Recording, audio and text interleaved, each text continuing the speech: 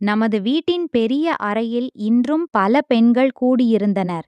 அவர்களில் சிலர் இளம் பெண்களும் இருந்தனர். அவர்கள் பெரும்பாலும் இந்த காட்சியை பார்ப்பதற்காக வந்திருந்தனர். இன்று செவ்வாய்க்கிழமை மற்றும் திருமண அறையின் கேமரா திறக்கப்பட்டிருந்தது.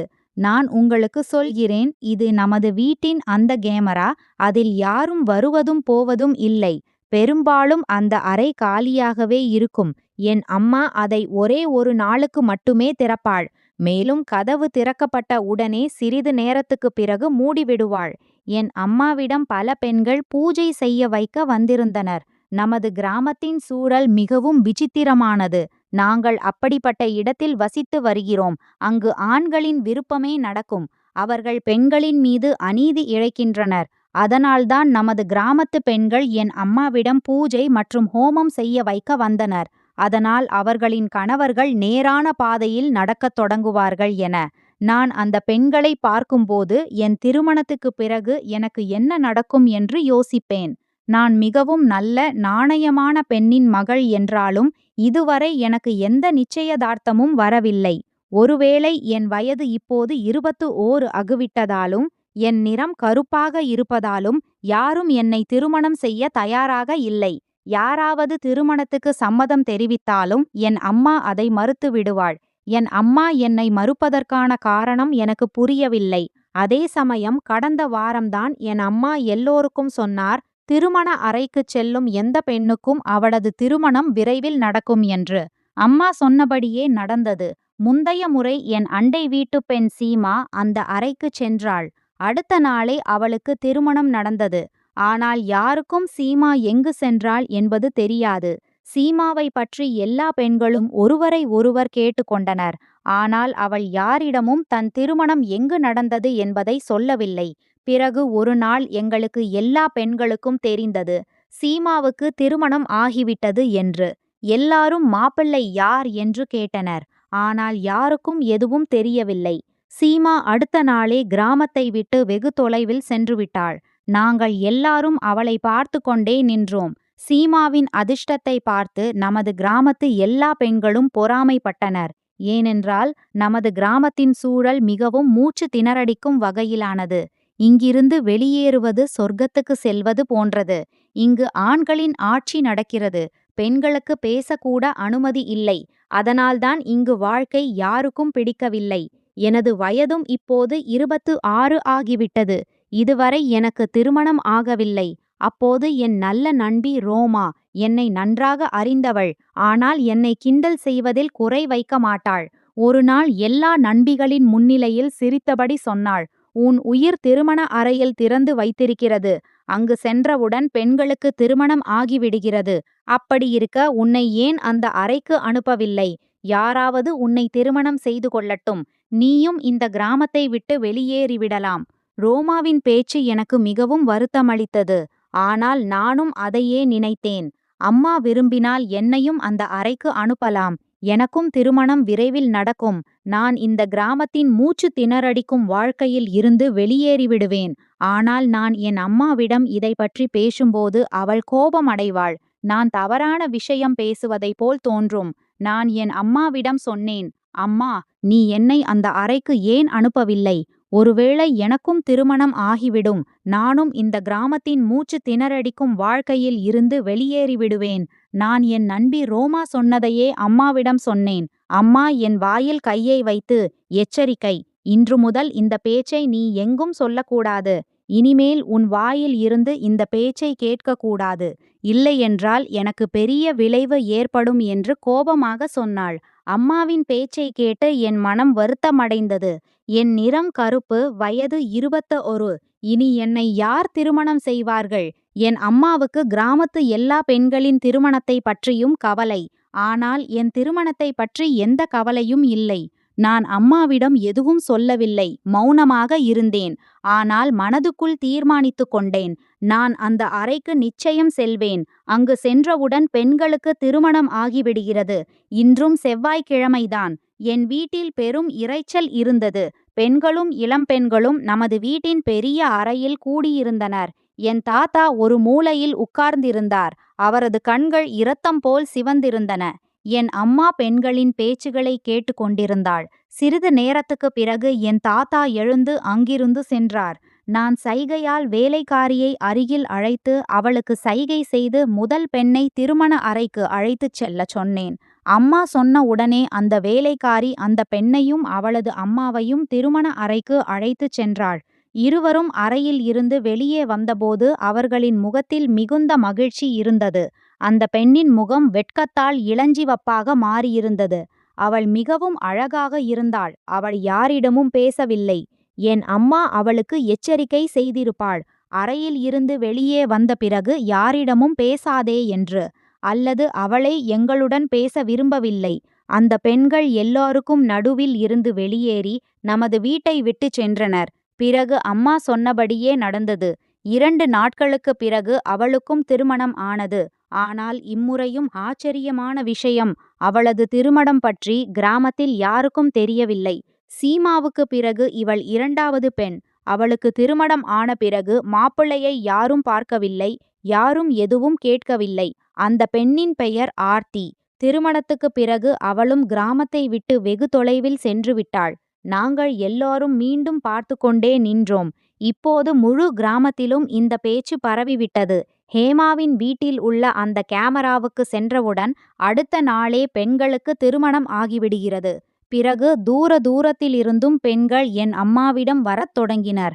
ஆனால் அம்மா ஒவ்வொரு பெண்ணையும் அந்த அறைக்கு அனுப்பவில்லை. அந்த பெண்ணுடன் தனியாக பேச்சு கொடுத்து பேசுவாள். தெரியவில்லை அம்மா அந்த பெண்ணிடம் என்ன ரகசியமான பேச்சு பேசினாள். அதன் பிறகுதான் அவளை அந்த அறைக்குள் அனுப்புவாள். சில நாட்களுக்கு பிறகு அந்த பெண்ணின் திருமணம் நடந்துவிடும். முந்தைய பல திருமணங்கள் நடந்த பிறகு என் அம்மா எங்கள் கிராமத்திலும் சுற்றியுள்ள கிராமங்களிலும் பிரபலமாகிவிட்டாள். ஒவ்வொரு பெண்ணின் தாயும் தன் மகளின் பிரச்சனையை சொல்லி என் அம்மாவிடம் வருவாள். அந்த பெண் அவர்களுக்கு பிடித்திருந்தால் அவளை திருமண அறைக்குள் அனுப்பிவிடுவாள். நானும் இப்போது முடிவு செய்துவிட்டேன். என் நண்பனின் பேச்சுக்கு பதில் கொடுத்துவிட்டு அந்த அறைக்குள் சென்று என் திருமண கனவை நிறைவேற்றிக் கொள்ளப் போகிறேன். ஆனால் இதை செய்ய என் அம்மாவை ஏமாற்ற வேண்டியிருந்தது. அவரை வழியிலிருந்து தள்ள வேண்டியிருந்தது. ஏனென்றால் அம்மா என்னை அந்த அறைக்குள் செல்வதை கடுமையாக தடை செய்திருந்தாள். என்ன நடந்தாலும் அந்த அறைக்கு அருகில் கூட போகாதே என்று சொல்லியிருந்தாள். நானும் அம்மாவிடம் சரி என்று சொல்லி நான் இனி அந்த அறைக்கு போக விரும்பவில்லை என்று அவருக்கு உணர்த்தினேன். ஆனால் உண்மை என்னவென்றால் அம்மா எப்போதும் அந்த அறைக்கு முன்பாக உட்கார்ந்திருப்பாள். பெண்களுக்காக பூஜை புண்ணியம் செய்து கொண்டிருப்பாள். அதனால் அவரின் கண்களில் இருந்து நான் மறைந்து செல்ல முடியவில்லை. மேலும் அந்த வேலைக்காரி அம்மாவின் மிகவும் நெருக்கமானவள். அம்மாவின் ஒவ்வொரு வார்த்தையையும் கேட்டு நடப்பாள். அவருக்கு எல்லாவற்றையும் சொல்லிக் கொண்டிருப்பாள். என் எந்த விஷயத்தையும் கேட்க மாட்டாள். இந்த இருவரின் கண்களில் இருந்து மறைந்து அந்த அறைக்குள் செல்ல வேண்டும். ஆனால் இந்த விஷயத்தை நான் சப்னாவிடம் மறைக்க முடியவில்லை. சப்னா என் அத்தையின் மகள். சிறு வயதிலிருந்து அவளுடன் விளையாடி வளர்ந்தவள் நான். நான் அந்த அறைக்குள் செல்லப் போவதை அவளிடம் சொன்னதும் அவள் என்னை பார்த்து சிரித்தாள். நீ ரொம்ப பெரிய பைத்தியக்காரி. உனக்கு உண்மையிலேயே அந்த அறைக்குள் போனால் உன் திருமணம் நடக்கும் என்ற நம்பிக்கை இருந்தால் வேறு எந்த நாளிலாவது போ. நீ இந்த வீட்டில் அந்நியமா? எப்போதும் இங்குதானே இருக்கிறோம். அந்த திருமண நாளில் மட்டும் அந்த அறைக்கு போகாதே. நாம் வேறு எந்த நாளிலாவது போவோம். அப்போது முழு உண்மையும் தெரியும். சப்னா சரியாகத்தான் சொன்னாள். அம்மாவை சுற்றி எல்லாம் பெண்களாக இருக்கும் நாளில் நான் அந்த அறைக்குள் போகக்கூடாது. அதனால் நாங்கள் செவ்வாய்க்கிழமைக்கு பதிலாக புதன்கிழமை அன்று அந்த அறைக்குள் போகலாம் என்று திட்டமிட்டோம். அன்று நானும் சப்னாவும் ரொம்பவும் கஷ்டப்பட்டு அந்த அறையின் சாவியை திருடினோம். அந்த அறைக்கு ஒரு பெரிய கனமான பூட்டு போடப்பட்டிருந்தது. எப்போதும் அங்கு பூட்டி வைக்கப்படும். யாருக்கும் அந்த அறைக்குள் வர அனுமதி இல்லை. பெரும் சிரமத்துக்குப் பிறகு சாவியை தேடி கண்டுபிடித்து அந்த அறைக்கு வந்தபோது எங்கள் இரு இதயங்களும் படபடவென்று அடித்துக் கொண்டிருந்தன. எங்களுக்கு இந்த அறையில் என்ன நடக்கப் போகிறது என்பது பற்றி எதுவும் தெரியாது. அறைக்குள் யாராவது இருந்தால் நாங்கள் என்ன செய்வோம் என்ற பயமும் இருந்தது. நான் அறையின் கதவை மெதுவாக திறந்தேன். உள்ளே பார்த்ததும் எனக்கு மிகவும் விசித்திரமாக இருந்தது. அந்த அறையில் ஒரு முத்து போன்ற சுவர் இருந்தது. அதன் மறுபக்கத்தில் யாரோ இருப்பதைப் போல் உணர்ந்தேன். நான் சுவரின் மறுபக்கம் சென்று பார்ப்பதற்கு முன்பே என் அம்மாவுக்கு நான் இந்த அறைக்கு வந்தது தெரிந்துவிட்டது. அவர் ஓடி ஓடி வந்து என்னை பார்த்ததும் மிகவும் கோபமடைந்தார்.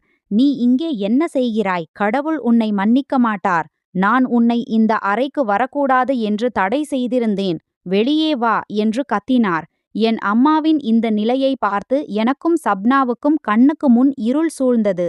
எங்கள் இந்த செயலால் அம்மாவுக்கு இவ்வளவு சீக்கிரம் தெரிந்துவிடும் என்று நினைக்கவே இல்லை. அம்மாவின் கையால் மோசமாக அடிபட்ட பிறகு நாங்கள் அறையில் இருந்து வெளியே வந்தோம். ஆனால் நாங்கள் தைரியத்தை இழக்கவில்லை. சப்னா, நீ கவலைப்படாதே, இதற்கு வேறு வழி கண்டுபிடிக்கிறேன். நாம் செவ்வாய்க்கிழமைதான் திருமண அறைக்கு போவோம். அப்போது நம்மிடம் மறைக்கப்படும் உண்மையை தெரிந்து கொள்வோம் என்றாள். எனக்கும் அது சரியாக பட்டது. நானும் செவ்வாய்க்கிழமைதான் திருமண அறைக்கு போகலாம் என்று முடிவு செய்தேன். அம்மாவும் 3 நாட்களில் இந்த விஷயத்தை மறந்துவிட்டார். என்னை உறுதியாக எச்சரித்தார். இனிமேல் இந்த அறைக்கு வராதே. செவ்வாய்க்கிழமை சப்னா என்னிடம் வந்து நான் உனக்கு உதவி செய்வேன் என்றாள். அவள் 2-3 பெண்களுக்கு சைகை செய்தாள். திடீரென்று அங்கு பெரிய குழப்பம் ஏற்பட்டது. சப்னா அந்த பெண்களை என்ன பார்க்க அழைத்தாள் என்று தெரியவில்லை. அந்த பெண்கள் கதவுக்கு முன் வந்து நின்றனர். அவர்களில் என் அம்மாவின் வேலைக்காரி ஒருத்தியும் இருந்தாள்.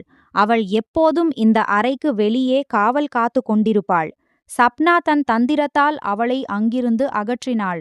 அந்த நேரத்தில் என் அம்மாவின் துணைவியாக இருந்த ஒரு பெண்ணும் அவள் அம்மாவும் திருமண அறையில் இருந்து வெளியே வந்தனர். நான் உடனடியாக சந்தர்ப்பத்தை பயன்படுத்தி அறைக்குள் நுழைந்தேன். உள்ளே சென்றதும் அந்த சுவரை நகர்த்துவது எளிதாக இருந்தது. ஏனெனில் அது மரக்கதவால் ஆனது. நான் ஒரு கதவை திறந்து உள்ளே பார்த்தேன். கண்ணாடியை பார்த்தவுடன் என் மூச்சு நின்று போகும் அளவுக்கு அதிர்ச்சியடைந்தேன். நான் நினைக்கவே இல்லை இந்த அறையில் இப்படி ஒரு காட்சியை பார்ப்பேன் என்று. மறுபக்கத்திலும் எனக்கு அதிர்ச்சி காத்திருந்தது. என் கண்களை நம்ப முடியவில்லை. அப்போது தாத்தாவுக்கு நான் அறைக்குள் வந்தது தெரிந்துவிட்டது. அவர் என்னை இழுத்து வெளியே கொண்டு வந்தார். ஆனால் அவரது கண்களில் முன்பு இருந்த அந்த கோபமும் பளபளப்பும் இல்லை. அம்மாவின் பார்வையும் கீழே தாழ்ந்திருந்தது. எனக்கு இந்த அறை வரை வந்து முழு உண்மையையும் தெரிந்து கொண்டது அவர்களுக்கும் தெரிந்துவிட்டது. நான் கண்களை மூடிக்கொண்டேன். ஆனால் என் தலையில் பைத்தியம் ஏறியது. நான் இவ்வளவு தொந்தரவு பட்ட விஷயத்தை பற்றி அம்மா எனக்கு ஒரு வார்த்தை கூட சொல்லவில்லை. நான் என் தலையில் அடித்து கொண்டேன். அம்மாவிடம் சொல்லு, நீங்கள் இப்படி ஏன் செய்தீர்கள் என்று கேட்டேன். ஆனால் அம்மா மௌனமாக இருந்தார். சில நாட்கள் என்னுடன் பேசாமல் இருந்தார். ஆனால் அவருக்கும் தன் தவறு தெரியும். என்னிடம் மன்னிப்பு கேட்க வேண்டியிருந்தது. முழு உண்மையையும் சொல்ல வேண்டியிருந்தது. அதன் பிறகு எனக்கு என் தாத்தா மீது மிகுந்த வெறுப்பு ஏற்பட்டது. நான் தாத்தாவை உலகில் ஒரு மனிதர் அல்ல, தேவதை என்று நினைத்து அவரை மிகவும் நேசித்தேன். இப்போது அவர் எனக்கு ஒரு மிருகம் போல் தோன்றினார். என் அம்மாவின் கதை இப்படி இருந்தது. அம்மா சொன்னார், நான் தெரியும், நீ என்னையே தவறாக நினைக்கிறாய். ஆனால் நான் இங்கு திருமணம் செய்து வந்தபோது என் மனதில் இப்படி ஒரு சிந்தனை கூட வரவில்லை. நான் ஒரு குடும்பத்தைச் சேர்ந்தவள். அங்கு பெண்களை சம்பாத்தியத்தின் வழியாக பார்ப்பார்கள். ஆண்களுக்கு முன்னால் நடனமாட சொல்வார்கள். அவர்கள் வாழ்க்கையின் எல்லையை தாண்டிய பிறகு சகோதரர்களுக்காக பெரும் பணம் சம்பாதித்த பின் அவர்களை யாரோ ஒரு ஆவாரா ஆணுடன் திருமணம் செய்து விடுவார்கள். அவன் தன் மனைவியின் மரியாதையை கொடுக்க மாட்டான். ஆனால் கடவுள் நல்லவர்களுக்கு நல்லதையே செய்வார் என்று சொல்வார்கள். அவர் என்னை அவமானப்படுத்தாமல் மக்கள் முன்னால் மரியாதை கொடுப்பார். நான் மனதுக்குள் கடவுளிடம் பிரார்த்தனை செய்வேன், எல்லா கஷ்டங்களிலிருந்தும் காப்பாற்று, இந்த அவமானமான வாழ்க்கையில் இருந்து விடுதலை கொடு என்று. நான் இளமையாக இருந்தபோது என் பெற்றோர் என்னை வேட்டையாடுபவர் தன் இரையை பார்க்கும் பார்வையுடன் பார்க்க ஆரம்பித்தனர். எனக்கு இந்த அசிங்கமான வேலையில் தள்ளப்பட போகிறோம் என்பது தெரியும். ஆனால் எனக்கு வேறு வழி இல்லை. 18 வயது ஆனதும் எனக்கு ஏலம் போடப்பட்டது. நான் அந்த ஆவாரா போதைக்காரர்களின் கூட்டத்தில் உட்கார்ந்து என்னை நானே திட்டிக் கொண்டிருந்தேன். ஆனால் அப்போது என் அதிர்ஷ்டம் திரும்பியது. என்னை ஏலம் எடுப்பவர் சாதாரண ஆள் இல்லை. அவர் என்னை திருமணம் செய்து கொள்ள விரும்பினார். என்னை ஏற்றுக்கொள்ள விரும்பினார். மிக முக்கியமான விஷயம், அவர் மிகவும் நல்ல மனிதர், நேர்மையானவர், மிக நல்ல குடும்பத்தை சேர்ந்த ஒரே மகன். என்னை பற்றிய அனைத்தையும் தெரிந்தும் என்னை ஏற்றுக்கொள்ள விரும்பினார். இந்த அசிங்கமான வாழ்க்கையில் இருந்து காப்பாற்ற விரும்பினார். நான் அவருக்கு நன்றி தெரிவித்தேன். வாழ்நாள் முழுவதும் விசுவாசமாக இருப்பேன் என்று வாக்குறுதி அளித்தேன். அவர் என்னிடம், உனக்கு இறுதி ஆசை ஏதாவது இருந்தால் சொல், உன்னை இனி உன் குடும்பத்தாரை பார்க்க அழைத்துச் செல்ல மாட்டேன். என்றென்றும் இங்கிருந்து என்னுடன் அழைத்துச் செல்வேன் என்றார். பின்னர் அவர் என்னை ஒரு அற்புதமான இடத்துக்கு அழைத்து வந்தார். நான் கனவிலும் நினைத்திராத இடம். என்னை போன்ற பெண் இந்த இடத்திற்கு தகுதியானவள் அல்ல. என்னுடன் என் சிறிய சகோதரனும் வந்தான். அவனுக்கு வயது 8 தான். என் கணவர் என் வார்த்தையை மதித்தார். ஆனால் இங்கு எங்களை மரியாதையுடன் பார்க்கவில்லை. என் கணவருக்கு பொய் சொல்லும் பழக்கம் இல்லை.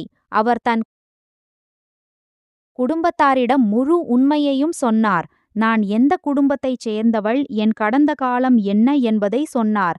ஆனால் அது எங்களது வாழ்க்கையில் எவ்வளவு பாதிப்பை ஏற்படுத்தும் என்பதை அவர்கள் அறியவில்லை.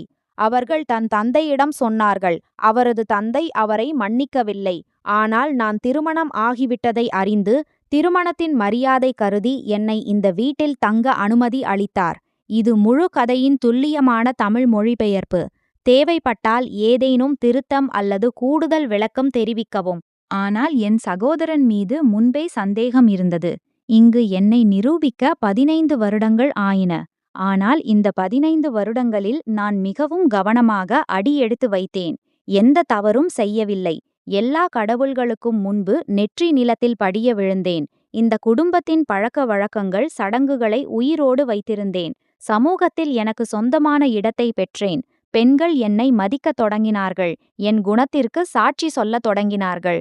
ஆனால் என் மாமனார் இன்னும் என்னை வெறுத்து கொண்டிருந்தார். அவர் சொல்வார், இரத்தத்தின் தாக்கம் எப்போதும் இருக்கும். இரத்தத்தின் தன்மை ஒருபோதும் மாறாது. அது எப்போதும் மனிதனுக்கு அவனது உண்மையான உருவத்தை காட்டிவிடும் என்று. இருவருக்கும் என் சிறிய சகோதரன் வளர்ந்து கொண்டிருந்தான். அவனுக்கும் விவகாரத்தின் நுட்பம் தெரியும். நான் அவனை கடுமையாக எச்சரித்திருந்தேன். உன் அக்காவின் வீட்டையும் அவளது கௌரவத்தையும் கவனித்துக்கொள். இந்த வீட்டில் எந்த தவறான செயலும் செய்யாதே. என்னையும் இங்கிருந்து வெளியேற்ற வேண்டிய நிலை வரக்கூடாது. ஆனால் விதியில் எழுதியிருந்தால் அது நடந்தே தீரும். என் சகோதரனிடமிருந்து எப்படி அந்த செயல் நடந்தது? ஒரு நாள் அவன் ஒரு வேலைக்காரியுடன் பேச முயன்றான். அவளை தொந்தரவு செய்ய முயன்றான். உடனே என் மாமனாருக்கு வாய்ப்பு கிடைத்தது. அவர் சொல்லத் தொடங்கினார், நான் சொன்னேனே, மனிதனின் இரத்தம் ஒருபோதும் மாறாது. அது தன் தாக்கத்தை காட்டியே ஆகும். உன் சகோதரன் இன்று தன் உண்மையான முகத்தை காட்டிவிட்டான். அவரது இந்த பேச்சை கேட்டு நான் மிகவும் வருத்தப்பட்டேன். என் சகோதரனை நான் கடுமையாக திட்டினேன், அடித்தேன். ஆனால் என் மாமனார் என் பேச்சை நம்பவில்லை. அவர் தெளிவாக சொல்லிவிட்டார், உன் சகோதரனை இந்த வீட்டிலிருந்து வெளியேற்று. இல்லையென்றால் சில வருடங்களில் என் கடுமையான முடிவுக்கு தயாராக இரு. நான் நினைத்தேன், சில வருடங்களில் என் மாமனார் மனம் மாறுவார் அல்லது நான் அவரது இதயத்தில் மீண்டும் இடம் பிடிப்பேன். ஆனால் அது என் தவறான எண்ணம். நான் என் சகோதரனை சீர்திருத்தினேன். அவனுக்கு ஒரு பெண்ணை தேடி திருமணம் செய்து வைத்தேன். ஆனால் என் மாமனார் தன் முடிவை அறிவித்தபோது என் உயிரே போய்விட்டது. அவரது முடிவுபடி என் குழந்தைகளை என் சொந்த வீட்டிலேயே சிறையில் அடைக்க வேண்டும். ஏனென்றால் அவர்கள் என் இரத்தத்தில் பிறந்தவர்கள். அவர்களை யாருடனும் சேர்க்கக்கூடாது.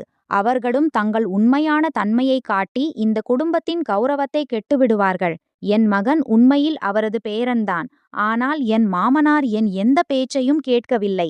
அவர் கடுமையாக உத்தரவிட்டார், உன் மகன்களை யாருடனும் சேர்க்காதே. உன்னையும் வெளியே அனுப்ப மாட்டேன். நீ எப்படியும் யாராவது முன்னால் வருவாய். ஆனால் உன் சகோதரர்கள் எப்போதும் சிறையிலேயே இருக்க வேண்டும். நீ என்னை கேட்டுக்கொண்டே இருந்தாய். ஏன் உன் சகோதரர்களை வீட்டை விட்டு வெளியேற்றவில்லை? ஆனால் நான் பதில் சொல்ல முடியவில்லை. என் மாமனாருக்கு நான் இந்த விஷயத்தில் சம்மதித்தேன். நான் என் பிள்ளைகளுக்கு திருமணம் செய்து அவர்களை இந்த கிராமத்தை விட்டு வெளியே அனுப்பினால் அவர் என்னை மன்னிப்பார் என்று. இங்குள்ள பெண்கள் என் குணத்தை நன்றாக அறிந்திருந்தார்கள். என் மகன்கள் எவ்வளவு நல்லவர்கள் என்பதும் அவர்களுக்கு தெரியும். ஆனால் அவர்களும் என் மாமனாருக்கு பயந்தார்கள். நான் ஒவ்வொருவராக என் மகன்களுக்கு திருமண ஏற்பாடுகளை தொடங்கினேன். இந்த பொய் நாடகத்தை நான் அதனால்தான் அரங்கேற்றினேன். உன் சகோதரர்கள் தங்கள் விருப்பமான பெண்ணை தேர்ந்தெடுத்து திருமணம் செய்து இந்த கிராமத்தை விட்டு வெகு தூரம் செல்ல வேண்டும். என் வாழ்க்கையும் உன் வாழ்க்கையும் சுலபமாக இருக்க வேண்டும். என் மகளே, நான் உன்னை அங்கு அனுப்பவில்லை. ஏனென்றால் அங்கு உன் சகோதரர்களே இருந்தார்கள். நான் உன்னை அங்கு அனுப்பினால் உன் மனதில் பெரிய தாக்கம் ஏற்படும். இப்போது உன் தந்தையும் இந்த உலகில் இல்லை. நான் தனியாக இருந்து எப்படி எல்லா பிரச்சனைகளை தீர்ப்பேன்? இப்போது நீயே புரிந்து கொள்ளும் அளவுக்கு பெரியவள். நான் சொன்னதை மறந்துவிடு. என் மனதின் சுமையை இறக்கிவிட்டேன். ஆனால் என் மனதில் என் மாமனார் மீது அத்தகைய வெறுப்பு உருவானது. அதை நினைக்கவே முடியவில்லை. அவர்களை கொன்றுவிட வேண்டும் என்று தோன்றியது. என் சகோதரர்களின் வாழ்க்கையை அழித்தவர்களை. அவர்களை குற்றவாளிகளைப் போல சிறையில் வைத்தவர்களை. ஆனால் நான் என் தாயின் வார்த்தையால் கட்டுப்படுத்தப்பட்டேன். அப்படி எதுவும் செய்ய முடியவில்லை. தாயின் பழி எதையும் தீர்க்க முடியவில்லை. பிறகு நாங்கள் இந்த கிராமத்தை விட்டுச் செல்ல வேண்டிய நேரமும் வந்தது. என் கல்லாய் மனம் கொண்ட மாமனாருக்கு அப்போதும் எங்களுக்கு மீது இரக்கம் வரவில்லை. அவர் முன்னால் வந்து தன் பேரன் பேத்தியின் தலையில் கை வைக்கவில்லை. ஆசீர்வாதம் கூட செய்யவில்லை. இன்றும் என் மாமனாரின் அந்த இரத்தம் தோய்ந்த கண்கள் நினைவுக்கு வரும்போது என் மனதில் வெறுப்பு அதிகமாகிறது. தன் மகனுக்காக மருமகளை தாங்கிக் கொண்டார். ஆனால் வரப்போகும் சந்ததியை தன் அகங்காரத்துக்காக ஏற்றுக்கொள்ளவில்லை. பகவான் இப்படிப்பட்ட மனிதர்களிடமிருந்து எல்லோரையும் காப்பாற்றட்டும். தன் பேரன் பேத்தியிடம் கூட இரக்கம் இல்லாதவர்களிடமிருந்து. நண்பர்களே, நமது கதை உங்களுக்கு பிடித்திருக்கும் என்று நம்புகிறேன். கதை பிடித்திருந்தால் வீடியோவை லைக் செய்யுங்கள். சேனலில் புதியவர்கள் என்றால் சப்ஸ்கிரைப் செய்யுங்கள். நோட்டிபிகேஷன் பெல் ஐ அழுத்த மறக்காதீர்கள். அடுத்த அப்டேட் உங்களுக்கு முதலில் கிடைக்கும்.